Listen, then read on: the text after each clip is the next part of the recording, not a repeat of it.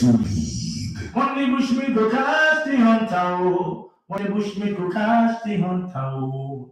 No shaking, no push me the cash on for a year. We're just chilling. Na South Sudan, so you know. Na champions de chill, you know.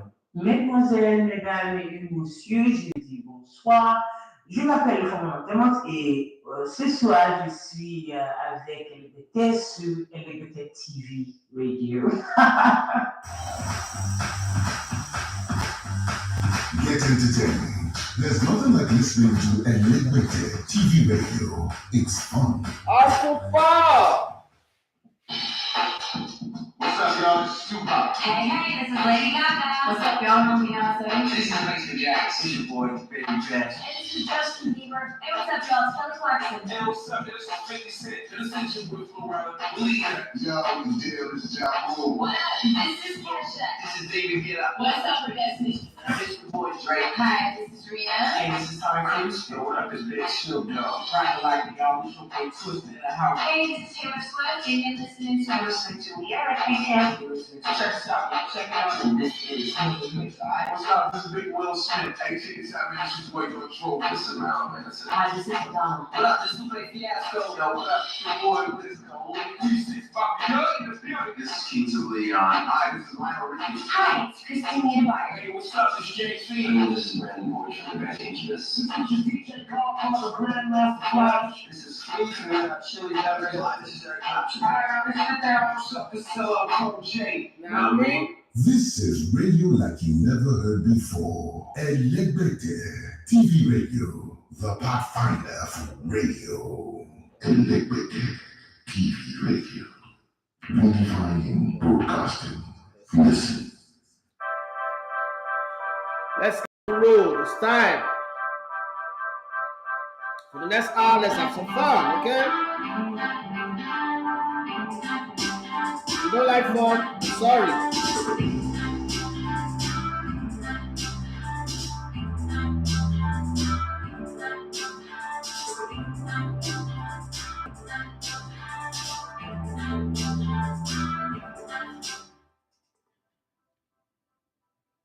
All right, good morning and welcome to the Sports Buffet on Elegota TV Radio. My name is Daffy Matthew Shogana. You love to come with the Elegota Water Sports. It's a lovely time to be on the radio this morning. Yes, there is plenty of transfer to talk about.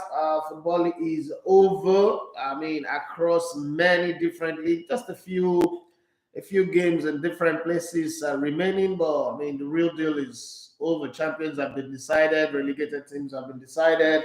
You know, we're just hanging in there for some of the crumbs. Okay, today we'll have the UEFA Europa Conference League playoff or the finals, as it's called. AS Roma will be taking on Feyenoord by 8 p.m. today, our time. It's not the same with every other place where you are listening to me, but you would go to Live Score, you'll find out what time it is. But beyond that, Jose Mourinho, if he wins this one, will go on record as the only man alive, the only man in the world dead or alive to have won the UEFA Cup, the UEFA Europa Cup. I won the UEFA Cup with Porto, won the UEFA Europa Cup with Manchester United, won the Champions League with FC Porto. And then now, if he wins this one, it's the only man from Adam to date to have won all of this competition. The only UEFA competition he's not won is the UEFA Cup Winners' Cup. But unfortunately, I mean, they stopped organizing that one when he started coaching, so you can't blame him for that, okay? But beyond that one, there's plenty of small games around. There's a football game in Africa. There's football game in different places. Let's not forget that tomorrow you will still have the relegation battle between relegation player between Oze and Saint-Etienne. Okay, we'll see how that goes. There's football in Nigeria. There is the finals between Liverpool and Real Madrid over the weekend. That one is coming as well. And after that, the season is over. Pre-season begins, and everybody is going to be looking out for the set. But then on Sunday, there is a Saint-Etienne and Oze reverse fixture, which is on the 29th. And then you now have the African Cup of Nations qualification starting on the 30th of this month. Guinea-Bissau will be playing against Sao Tome and Principe to determine who will be in Nigerian group. So we're waiting to see how that one pans out, how that one goes. Okay, after that, it's the regular Albania game. There's also the World Cup qualification promotion game between Scotland and Ukraine coming up on the 1st of June. As soon as we enter that month, that's the game that will be waiting for us in the evening on the 1st. But that's just a long shot of fixtures that would, be hitting us in football since club football is no longer there. I'm just putting that one down on there. Yes, Mr. Smars, say good morning, Elegote. Looking fresh this beautiful morning. Thank you very much. I hope you're good too. I missed you guys for the 2 weeks that I went to Dubai. But also that Dubai trip also means that I couldn't make it to the US for the Super Eagles game because, I came back yesterday. I tried to get an expedited visa, but I was told it's not possible. I should have applied since March. I knew anyway. It's not as if I didn't know. I knew. I missed out on that one, but I'll definitely get reports. I'll definitely get a report from the US. I got connect. I got a few people who would help to do that one. So let's keep our fingers crossed and see how it goes. But beyond that, the plan is to stay here as much as I can before I jump on the plane going to Europe again. So let's have some fun while we're here. So today, let's talk about somebody sent me these long epistles. Hi, good evening, Edafe. I would love for you to read this message on the show tomorrow morning. I'm sending it now because I don't know if I would forget my train of thoughts. Okay, if I lose my train of thought, it's not sure. Okay, but whatever it is. Yeah, thank you very much for that. And I need you to tell me, if you were Mbappe, would you have stayed back at Paris Saint-Germain? Does it make sense to turn down Real Madrid and stay with Paris Saint-Germain? Come on. Is Paris Saint-Germain the kind of club that befits his talent? And then, secondly, why would Paris Saint-Germain repose so much powers on Kylian Mbappe? I mean, what has he achieved in football that he should be given the kind of power that he's got? He has power to decide who the coach is, what players that is signed, who plays and who doesn't play, blah, blah, blah, blah, blah, blah. I mean, that's too much by Paris Saint-Germain. What do you think? Okay. Let me throw it out there to my people that are watching on Facebook, YouTube, Instagram. What do you guys think about the Mbappe's new contract by Paris Saint-Germain? I'm going to give my thoughts anyway, but let me bring you guys in on this one. Since Lukman sent in that message yesterday evening and asked me to read it this morning, I just saw it anyway. So, what do you guys think of the Mbappe's contract at Paris Saint-Germain? What do you think? Do you think it's an insult on Real Madrid that he gathered them all through, pretended like he was going to go on the journey with them, was going to sign for them as a free agent, and then eventually went on to sign for Paris Saint-Germain again, and then all of the clauses on his contract, he said he doesn't want Leonardo. Leonardo's been fired.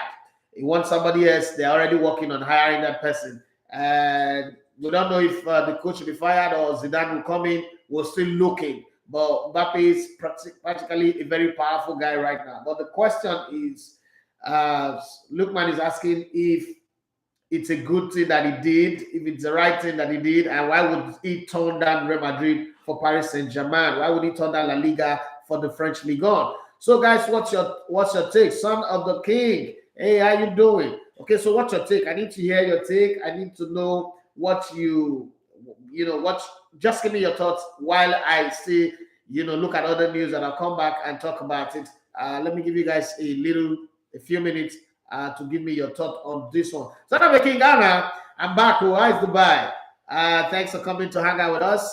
Thanks for sharing your story with us. You will see the story very soon. The journey of everybody would be well documented and be put out there, the good, the bad, and the ugly. We'll put it out there definitely. But thank you very much for sharing your time with us in Dubai.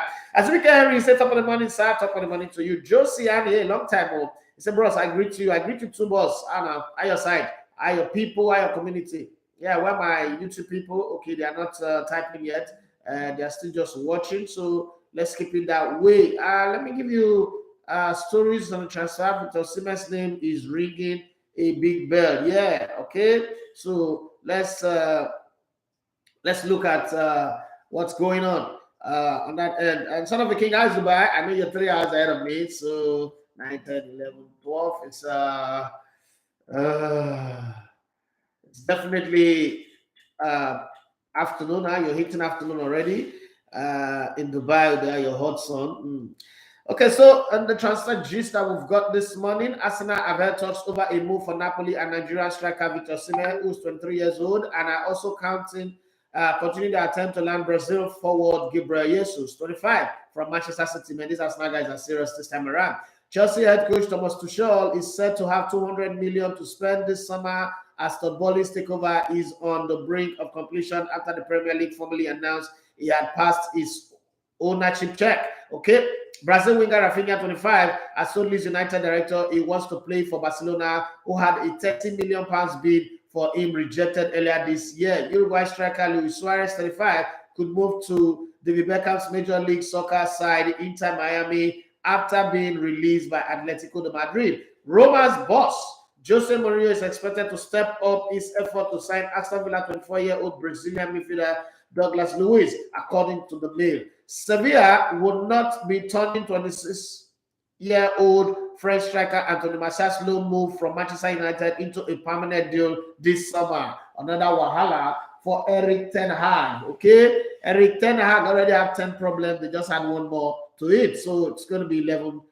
Hag now from now on. But let's see how it goes. Italian Serie A side Salernitana would love to sign outgoing Manchester United and Uruguay striker Edson Cavani, 35, according to Salernitana's club president Danilo Levolino. Okay, let's hope that happens. Cavani decides he wants to go to a better and a bigger club, compared to Salernitana. Let's see how that goes anyway. Belgium forward Eden Hazard, 31, has ruled out his summer departure from Real Madrid.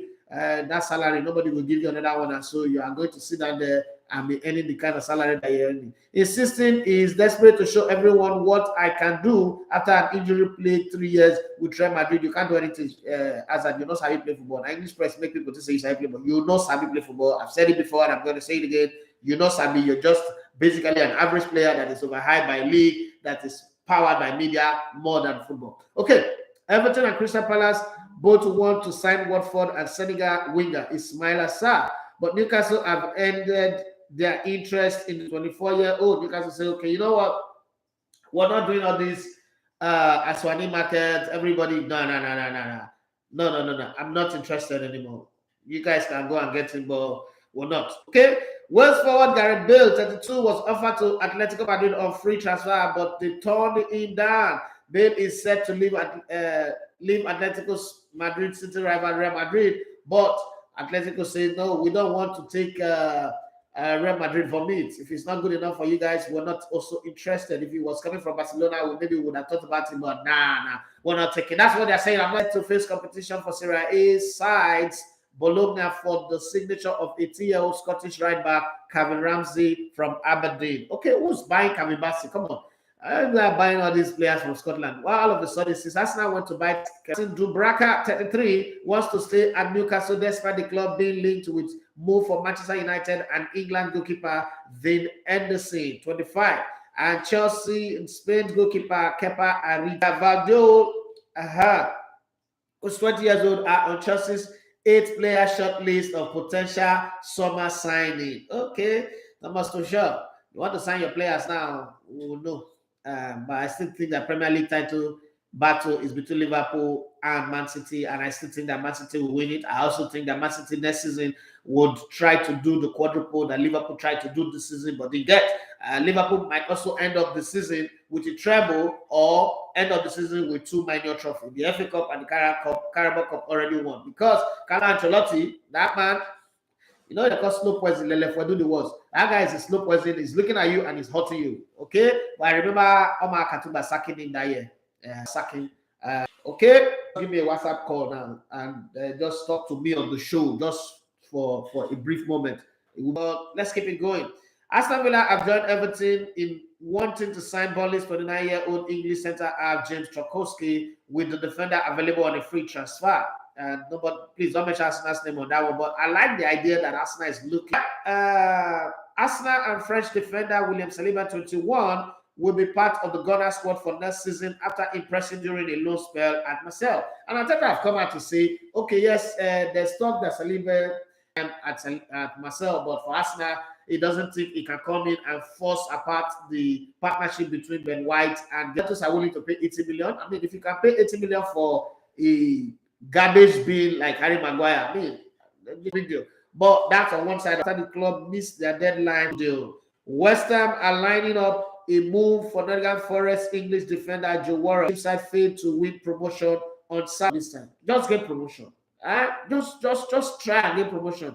Even though the late Egmont Dejitunubu is not with us, but I know that the spirit will be very happy to see you guys back in the Premier League. Celebrate him alongside you when the promotion happens. So please just get promotion for my Egmont, one man who was very nice to me. He took me in as a brother, gave me a lot of high-level advice, how to survive in Lagos, how to live in the media space, and all that himself. And that I met on my journey through the media in this town called Lagos. It's not easy, you know. This time, this place is, you bring it down. Who's this small boy that just coming out of nowhere to come and shine?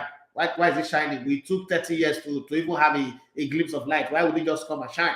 So for those two guys to take me under their wings, and to me sign as well, and a few other guys, God bless you guys always. Okay, Manchester United should sign Norwich City's 22-year-old English right back Max Eros, says ex-United defender Rio Ferdinand. Okay, there's something about 3 seasons ago, Bayern Munich was offering Norwich between 65 to 80 million pounds to sign this player, and Norwich City said no. So my thought is, was Norwich City keeping him because they thought? Were they keeping him because they thought it would help them go play in the Champions League or go play one big competition? I really don't understand the rationale. Because no matter how much progress they make in the league, 80 million will buy you better defenders than him. But hey, I don't know, now they're relegated. And then they will not even sell for that amount. I'm not sure they would even hit 50 million. Okay, so let's move.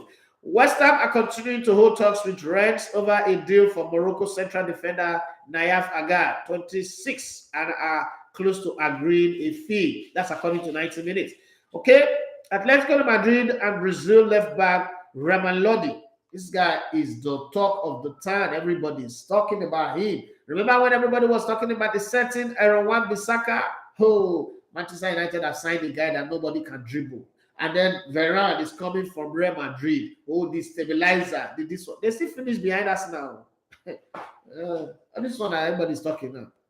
Lodi, you better come and be Lodi. Do well. Nobody even talk about the Ruben Dias is a very good example. Nobody talked about it. Nobody knew him. He just showed up, and his first season, he won the player of the season. Okay. Well, let's see. Is Newcastle's radar with the players camp believing the Magpies have a great project? Well, everybody have a great project until the project fails. Oluyens, I say, will Osimhen fit Arteta's style of play with these rumors going on so about him? He definitely will fit in. I think Osimhen is the kind of player that would play anywhere where there is service. Okay, because he's aerially proficient, and he's also very good. Teams in the Premier League that likes the high line.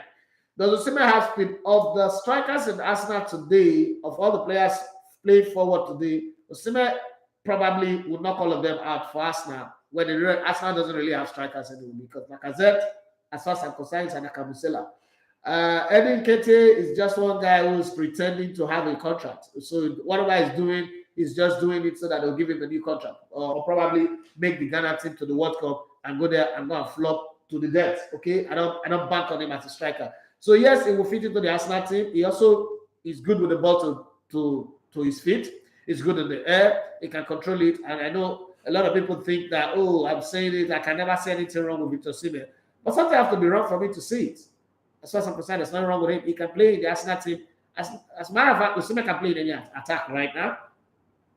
There are a few things he still needs to improve in his game. It's not a perfect product yet, but it takes time, okay?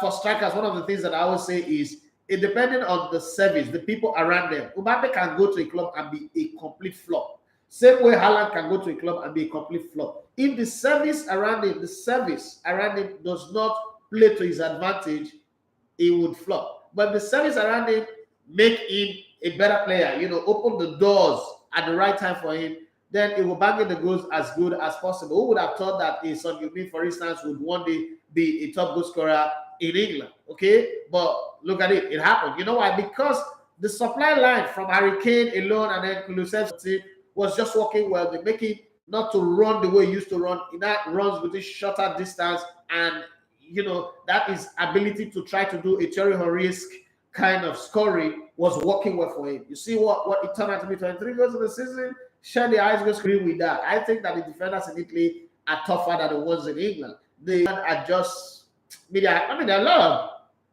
let's face it, there are only two teams in England: Manchester United, Manchester City, and Liverpool. The other teams are basically average, to say the least.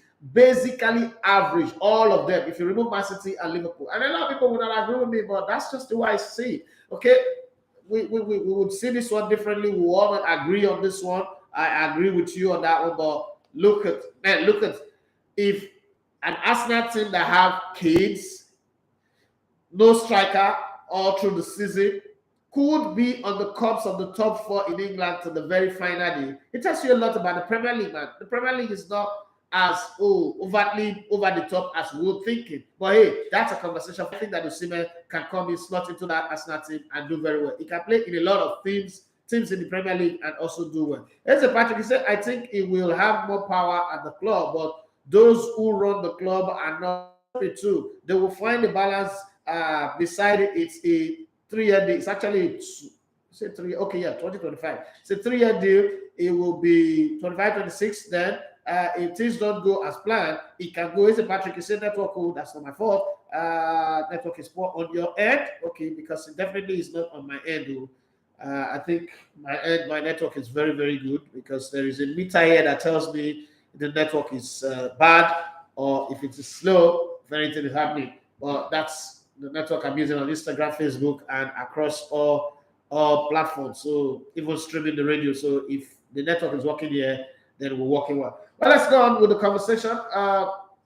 For me, this is look, man. This is what I have got to say about Mbappe.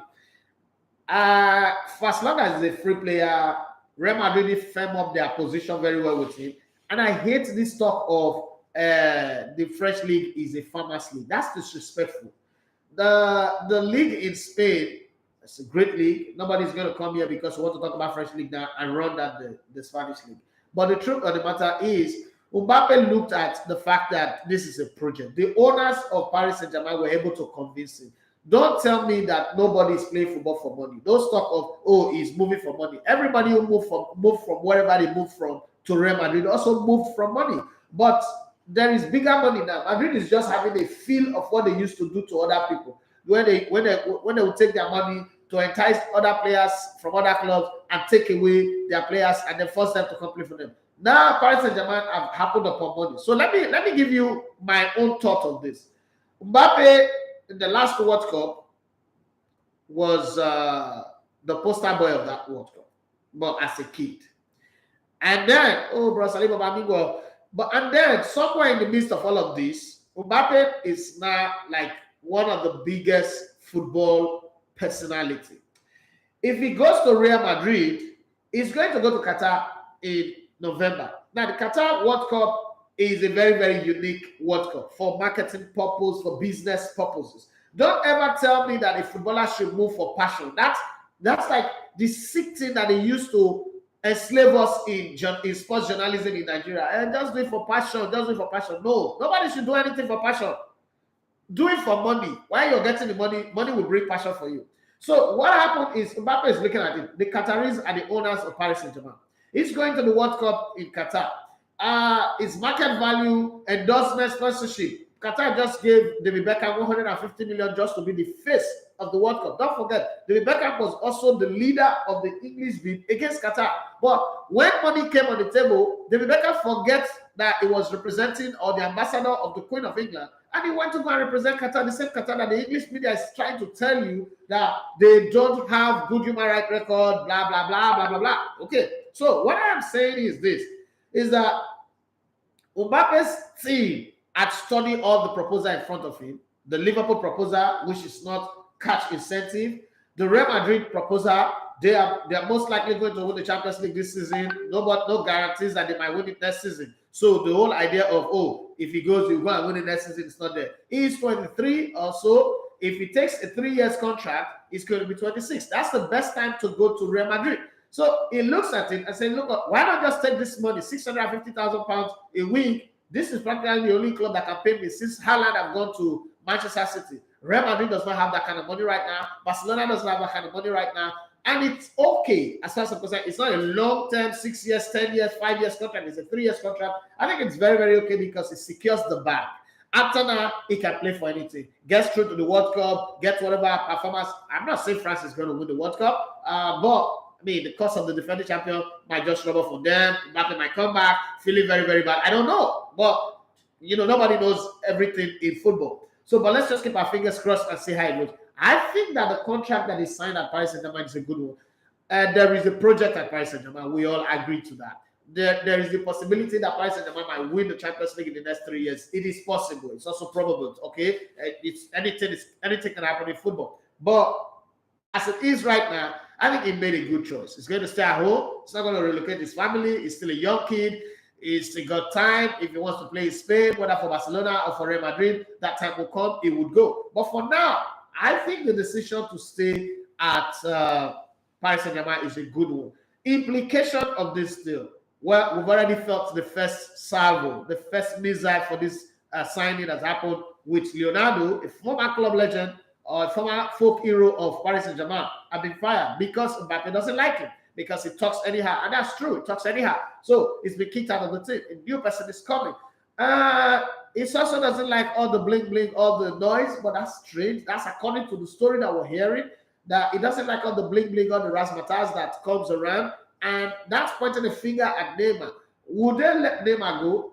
It's 2 things. They just renewed Neymar's contract last season, don't forget. So you have to be able to get a club who wants to buy Neymar, or you've got to leave him. He is the poster boy of the club. He is a French man. This is a French project. They would always put him ahead of even Messi and everybody. I like the way Messi slotted into the team, put himself as a creator rather than dragging for the goals and looking for the top goal scorer award alongside Mbappe. But if they don't let Neymar go, they will still need to sign a whole lot of players. If they let him go, they will still need to sign a whole lot of players. Let's see how the project goes. Another fear is if they keep Mauricio Pochettino. I don't think that Mauricio Pochettino is a winner. Yes, he's won the French league, but anybody would win the French league. He's won the French league right now. It does look like, oh yeah, this coach knows what he's doing. But I think that if they really think of winning the Champions League, they should focus on getting Zinedine, who is still available now, because somewhere in the middle of the season, Erik ten Hag would come under the spotlight and Man United will start thinking of Zidane. I know we're talking about Mbappe and Paris Saint-Germain, Real Madrid. I don't think that Erik ten Hag have got the Midas touch to turn Madrid and Manchester United around. He's going to make Manchester United look like another West Ham or another Everton. Okay? So I don't think he's got what he understands what's coming. Yes, he's been saying the right word from the press conference he did for yesterday. He's been saying the right word, he's been answering the questions right. But a lot of people have come to Manchester United before, saying the right word, answer the questions right. But the demons, the family, village people that are worrying Manchester United, this is the first time when you say greater is he that is in the world and that which is in me. You okay? Because the problems at Manchester United is beyond just tactical. It's beyond a coach saying the right word. The players also are not good. How many players is he going to sign? How much are they going to make available for him to sign players? How is he going to work his transfer work dealings? Who's coming? The dressing room is already divided. The English players are on one side. The foreign players are on one side. That's gonna be 99 problems, like Jesus will say for Erik ten Hag, but he's got only 10 energy. So to deal with 99 problems is a whole lot. So Vicky says, with which coach, Poch or who? I see City winning the UCL before PSG. That's what you see. Some other people see something different. Mr. Smile says, we don't get village people. Man United, I get village people. Ten Hag is here to make it happen. Make what happen. Casting and binding. Believe we are the Red Devils. Now you kill us. That devil, the devil won't be so. Now you kill us. Don't worry. Ben Rashid, say, bro, good morning, please. What's the difference between assistant manager and first team coach in terms of their role in a same club? Okay, so the first team manager is a guy who works directly. So if you look at the bench, if you look at the bench of every team, you see one guy who's always talking to the manager. You see with Pep Guardiola, you see with Jose Mourinho, you see with Arteta, you see with Jurgen Klopp. That's the first team manager. Is the guy who lives between the coach and the rest of the backroom staff. Is also the guy who assigns duties to the rest of the backroom staff. The coach, the manager talks to him, and then he talks to the other guys. Now, in terms of designation of duties, they are different in different clubs because not every club have the kind of backroom staff that Man City have, for instance, or Real Madrid or Barcelona. So some are small, some are big. But the first team manager is the guy who is just as qualified, almost as qualified as the main manager. If anything goes wrong and they want to get the manager out and they want to leave the backroom staff, that's the guy that will take over. He's also qualified. You don't also need the very highest UEFA A license to be a second manager or a first team manager. You can just be somebody who is intending, who have a C or a B and be there. And then your role differs from, arranging code, talking to, going to study the opposition team, reading their game, and coming back to filing a report. So that the roles differs based on who the boss is and what the boss wants from his team. Right, Bello Rashid, I hope I've answered your question correctly. Let's move a little bit forward on this conversation. So this one came from Jumai in Kano. He said, I'm streaming on your app in Kano. Thank you very much for this lovely app. Thank you very much. Some people are complaining that the app is not working on their phone. I don't know why, but it's working. So some of that people. Would you say that way? My name is Jumia. Jumia with the Jumaya. Okay, I tell you Jumaya with the same good. So, okay, my name is Jumia. I have this funny block news. Would you say that Arteta have made a success this season, or you consider not making the top four a failure on his part? Okay, so let's give it a holistic view. So let's not use microscopic lens to look at it. Let's give it a panoramic view. Like, let's unbox this Arsenal season from match day 1 to match day 38. So after match day 3, if somebody had come here and say, oh, look, Arsenal will finish 5th, every Arsenal fans will take it with both arms, with gladness, and say, that's a good finish, right? But then as the season progressed, we started to see things in the Arsenal team that gave hope. Now, because Arteta raised everybody's hope, it now gave the opening for people to say, oh, Arsenal is supposed to finish in first position, second position. People were even hopeful that Arsenal will end the season in third position over Chelsea. Now, the reality is that of the top 8 teams in the Premier League this season, Arsenal's squad is the worst of them all. Of the top 10, safe, but let's say top 8 teams. Arsenal's squad is the worst of them all. But you see that assistant coach at Arsenal has done an incredible job. The former guy that was at City that Arteta brought in, I've forgotten his name, has done an incredible job. The first thing he did was to fix, that Arsenal considered the least goal out of crosses. Arsenal considered the least goal from free kick position. Arsenal considered the least goal from second ball out of corner kicks this season. So from that position already, they fixed the problem. And you know how they say strikers will win you matches, defense will win you championship. In fixing those problems, what would normally have been an avalanche of goals conceded was now reduced to the barest minimum. So Arsenal lost games that, well, there are about 4 or 5 games this season that Arsenal lost that they shouldn't have lost. I think 4. The game against Everton, the first leg, not the one that they won 5-1. The first leg that this boy, Damari Gray, came from the bench and scored to make it 2-1. That game, Arsenal had no business losing it. The game against Brighton and Hove, Arsenal have no business losing it. The game against Southampton, Arsenal also have no business losing it. The Crystal Palace game could go 50-50. So when Arsenal lost to Crystal Palace, one of the things I said was, justice have just been served. How do I mean? The first leg that Palace were leading until the 90th minute, and Arsenal scored 2 quick goals to win that game 2-1. Remember that Lacazette substitution and all that. That was one stroke of luck that happened. But if you look carefully, You would look at the Arsenal squad. You have a squad that is depending, well, the youngest squad in Premier League. Your squad that is depending on Saka, Emily Smith, Martin Odegaard, Karantieri, who got injured, Tomiyasu is a new player, Ben White, who everybody predicted would lead us to relegation, Aaron Ramsdale, who's relegated 2 teams previously, and a Gabriel Magalhaes, who was all over the place the seasons before. So if you look at that team carefully, it wasn't really the team you can bank on. And then the senior players, Granit Xhaka was up today, down tomorrow, like the Nigerian Stock Exchange.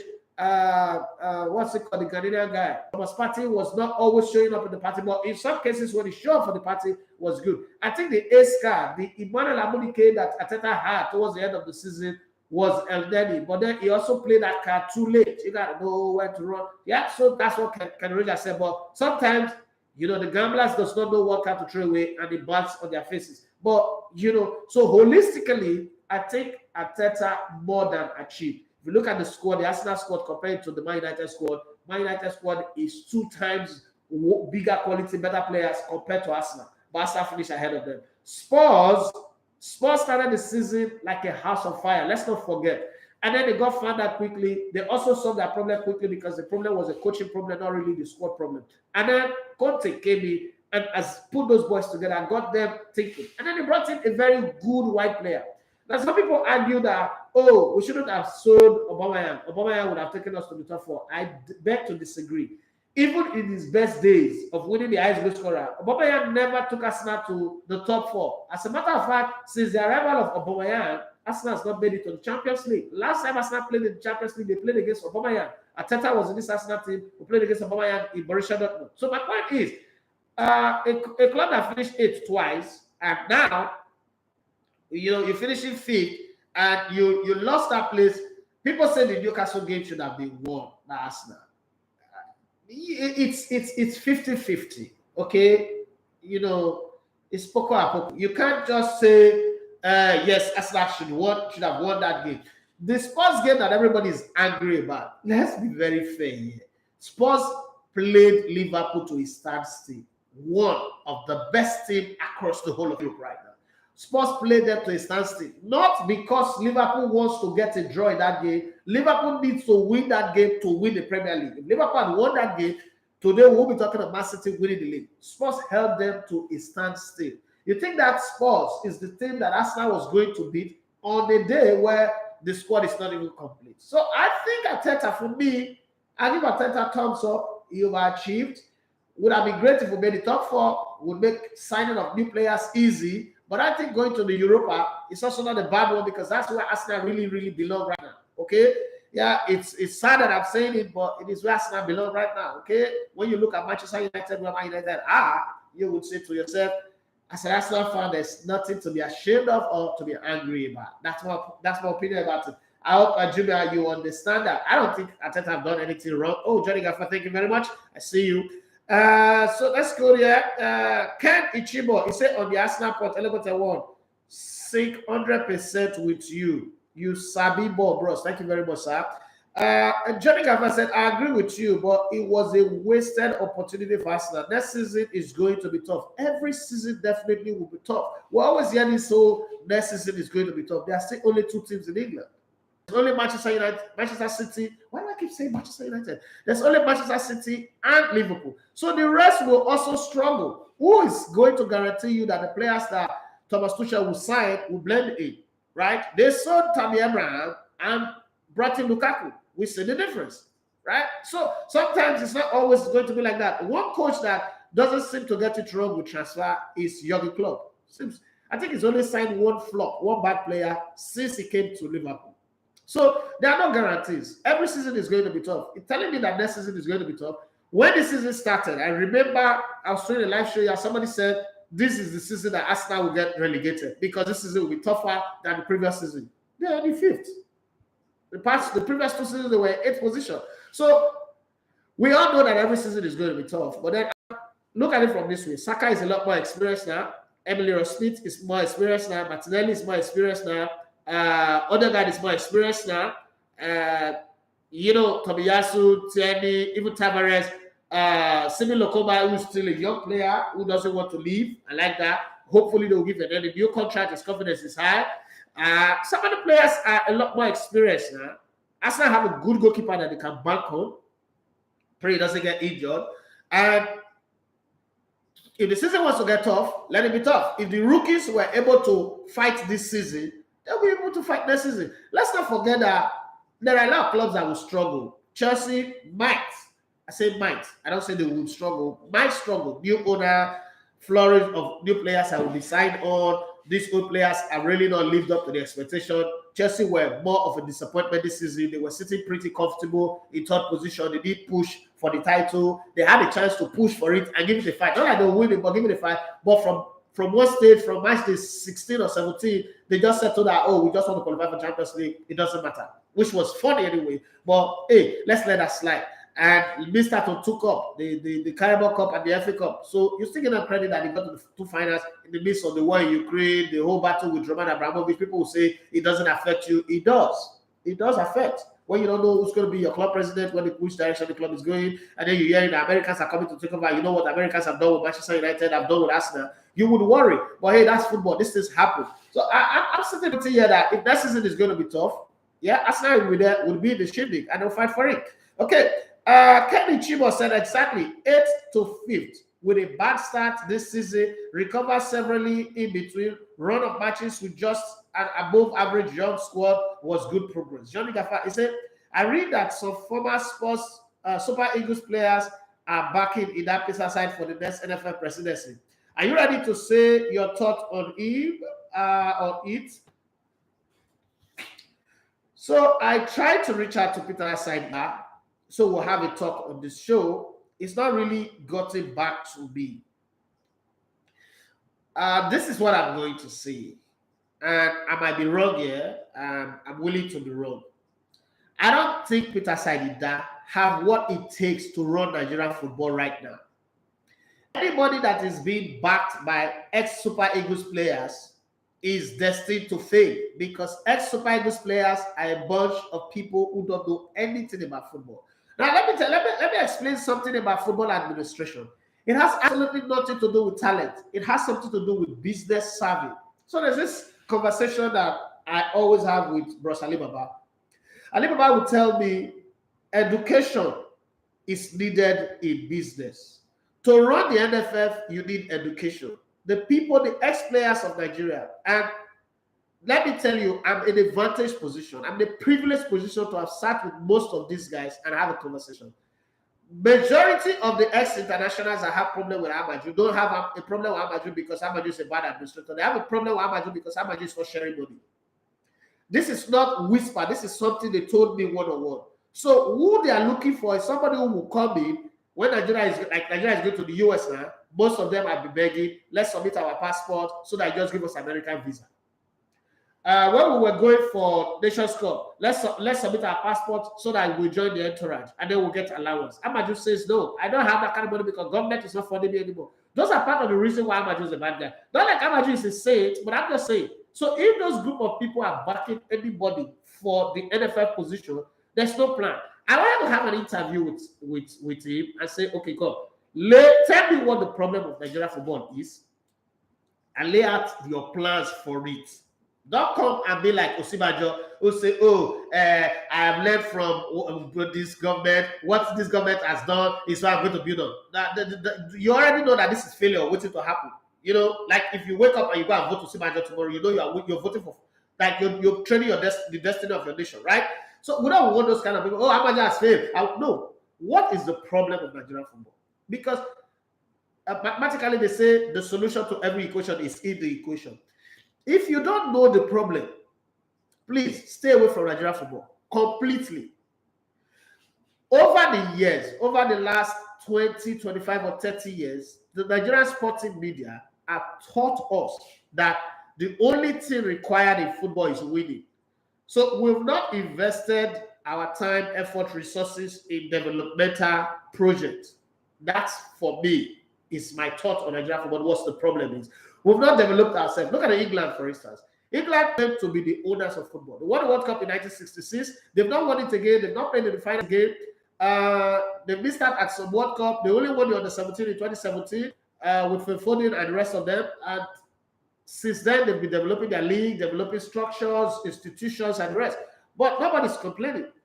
Italy have won 4 World Cup, if I'm not mistaken. They missed out back-to-back World Cup. Nobody's attacking players. Nobody's attacking the coach. They accept it, even though they won the Euros in between. In Nigeria, we only react when we don't qualify for tournament or when we don't win tournament.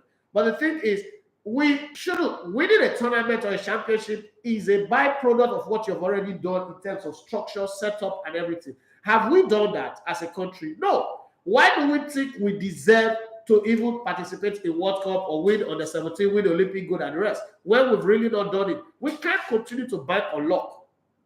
You're right. So we need people who will come in and say, okay, I know this is Nigeria football problem.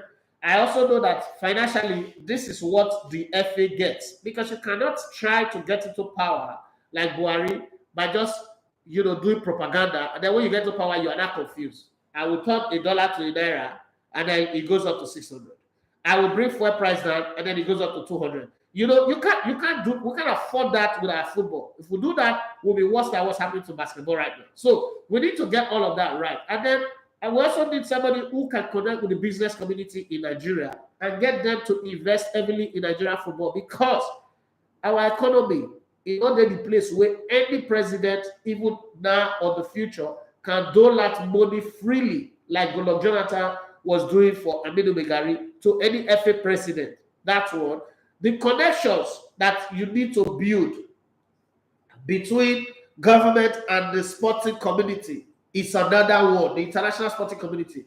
But like I said the other day, I've been very excited to see Madrid leave. But history have taught me that the next president of every organization is always worse than the former. So I'm preparing my mind to say we're going to get something worse than Amadou. As bad as Amadou is in the eyes of people, we're going to get something worse than Amadou. Let's just keep our fingers crossed and see how it goes. That's all I can say. Is Peter Isaac in that qualified to be NFL president? Yes. The people backing him are his problem. Does he deserve to be there? Well, if he wins the vote, if he comes in through the process in the what's that thing they call it? The NFL Constitution allows him to come in. Let him come and win. Come and get the position. But we'll keep our fingers crossed and see how it goes. I really wish to have a talk with him and get him to just 2 questions I want him to answer me. What do you think, Peter Isadida, is the problem of Nigerian football? 2, how do you plan short-term, medium-term, and long-term? Let's not forget that football actually does not have short-term solution. But what are the milestones you're going to put in place to solve the problem while we are still participating in competition? That's just the simple questions. Every other question will just be the icing on the cake. That's for me anyway. We don't have much time anymore, so let me read the messages that I have here. Oludo Wale David, he said, which striker would you recommend for Arsenal boss? Because that is what is needed to get to the next level. I think Osimhen is good. I think Gabriel Jesus is good. There's a Brazilian that is coming for Paulista. So I think he's also, I checked him out the other day on YouTube. I think he's good. But we also need a backup for Odegaard in midfield. We also need another backup for. I wish I would let Grand Saka go, and then we'll get somebody to replace him. That's something for me. And I think we also need a backup for Tierney and left full back. Tierney is a very good player, but it's injury prone, so there will not be consistency there. And Tavares seems to be a player that would be lost in transition somewhere along the line. Haley's boss, thank you very much. Johnny Gaffa, he said the Super Eagles players remind me of the United class of 92. They was past United class of 92. I tell you, those guys are worse. The class of 92 of Manchester United, at least they still have class. They still have personality. They're not hungry.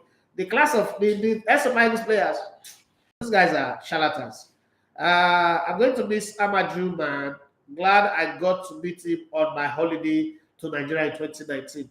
He's a good guy. It's just sometimes, when you say it, people, in Nigeria, I also praise somebody, you don't call them. So I try to be on my own. Mr. Swag, you say you love us, that's why you keep saying Red Devils. No, I don't love Man United. I don't hate you guys too, but it's not a love thing. It's just what it is. I have a job to do, and I've got to do that job. That's all. Is Destiny Kounde, he said, if Man U bounce back, Arsenal would even spell top 4. Now 10 position together. What sport they want to? They only got there because Man U have issues. Okay, we all know Arteta can't Arsenal to top 4. Even you said no movie right away, but you want to talk about Arteta. When the Kounde come in just 6 months, he made top 4. Spurs have a good team, my dear. Spurs have a good team. He said Arsenal 6 years plus Arteta 3 years, still he can't make top 4. He can't manage big boys. That is why he is going for average players. So, okay, let's talk about these big boys, because I've heard people say that a lot. So, if you've not been inside a football club, there are certain things you don't know. Arteta does not have the power to sack a single player. So let's put that to bed before people cook up this stuff that is not real. There is no coach that can sack a player. You can decide not to play the player, whatever. When Arteta went to Denver to meet Stan Kroenke, when he first got the job, the decision was our objective is to cut down the wage bill. Arsenal wage bill was too high. How do you do it? Cut it down and bring down the wage bill to the barest minimum. And Arteta signed up for that. He can work with that. So, first person to go was Ozil. But remember, Ozil started having a problem with Emery. Ozil left. Now, Arteta forced the club to give Aubameyang that contract because Aubameyang helped him to win the FA Cup. Another way to say thank you. But then Aubameyang started having his own issues. We're seeing it in Barcelona towards the end of this contract. All those hat-tricks, we're not seeing it towards the end of the season. We didn't see them anymore. So the club practically just told him, guy, we'll renew your contract as a coach, but you need to get rid of this problem. You created this problem, you need to get rid of it. And he did exactly that. It's the decision of the club that makes a player go. It's not a decision of a coach. We should always know that. The club, the players is signed for Arteta. The players signed for Arsenal. And it is Arsenal that decide, oh, we want to cut down on our wage bill, we want to do this, we want to do that. And that's exactly what happened. But most time people don't understand that. It's the coach that will come out in front and say, okay, I'm taking this decision. I'm taking the bullet for the team. There's always somebody that will take bullet for the team. It's like when you call the customer care service in the bank that they take your money and you're ranting on the customer care service agent that you're calling. Answer this question. Do you think that is the person that took your money? Do you think that person is the person that debited your account? Obviously, no. But you would rant on the person you are able to talk to. That's the same thing with a coach. The coach's job is to focus on tactics and build his team and get the result. Would you want to have the best players? Yes. But if the club says, look, we can't be paying this money. We're trying to change direction. We're trying to change the project of the club. Money is not coming. The economy is not doing well. We are changing direction. You just have to be the guy who would bear the hat. It's like when HR person give you sack letter in the office. Now HR will sack you. Now management sack you. Now HR will just give you the letter. So that's the same thing that happened with coaches at club level. It's a decision that have been taken at top level. Somebody now have to bail the cat, and that person happens to be Arteta. But most times people don't understand that, and they misrepresent the fact. Okay, so let's just get that one clearly sorted out. And the talk of he can't coach big player is very, very funny. It's funny, okay? I used to hear that about Pep. Oh, Pep can't coach big players. But somehow Pep made big players. Now, that conversation is no longer there because he went to Bayern, he coached big players. He came to Man City, he worked with big players. People will always say what they want to say. My only problem is your opinion sometimes in football should be fact-based. Don't just air it.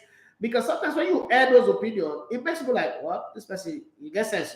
You understand? So you don't want to be that. And I always say that on this platform, I want very, very intellectual and intelligent conversation. I mean, I used to be in a place where every opinion goes. I don't want that to be on my platform. So I hear available TV. No. Let's have very, very intellectual, reasonable conversation that people can go home with something with value at the end of the day that, oh, I spent my data and this is what I enjoyed listening to this show or listening to this person or getting this person's message read. Okay, so this is where we come to the end of the show.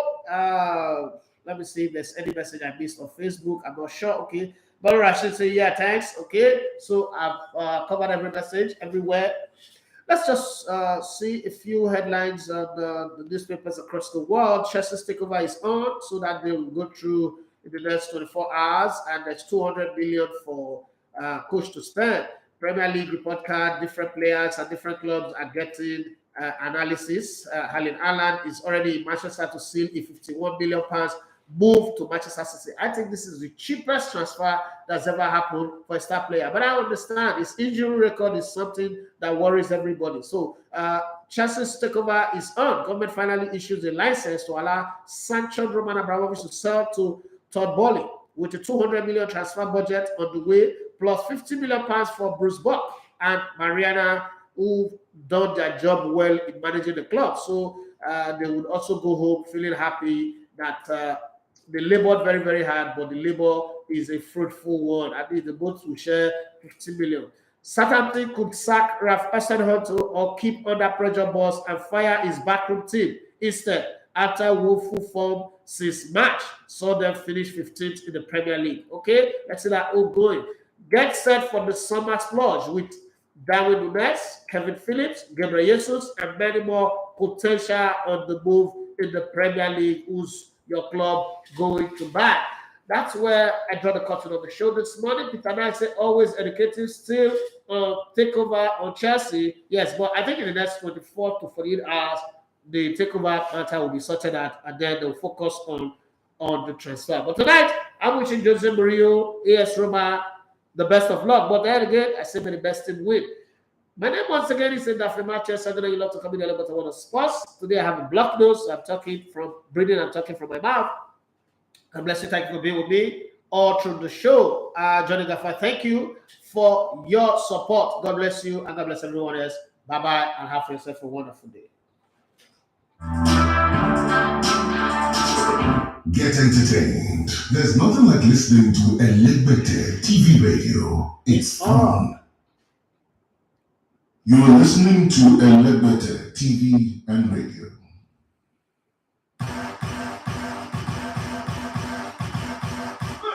This is radio like you never heard before. Elegbete TV radio, the best in entertainment and sport. So we could tell about the Telegraph TV, radio, entertainment, news and sports. We could tell about the Telegraph TV, radio. Yes, I am calling it Dieka Obi, and you're listening to Telegraph TV radio. Don't touch that dial. You touch it, I make it laugh. Seriously speaking, this is some sort of you know I do now. I don't give it. No shout out, no shaking with it. No shake. Hi, my name is Gabriel Jesus. Papa come player and I play in China for another city. Keep listening to Elevated TV, guys. My name is Frank E. Demudia Alaba. That's my name. Talking sports, my game. And I am the greatest. I love listening to Elegbete TV radio for undiluted, unadulterated. It's probably replicated, but still not yet duplicated. It's sports only on Elegbete TV radio. I seriously love listening to it. Hello, everybody. My name is Timmy Dakolo, and you are listening to Elegbete TV Radio.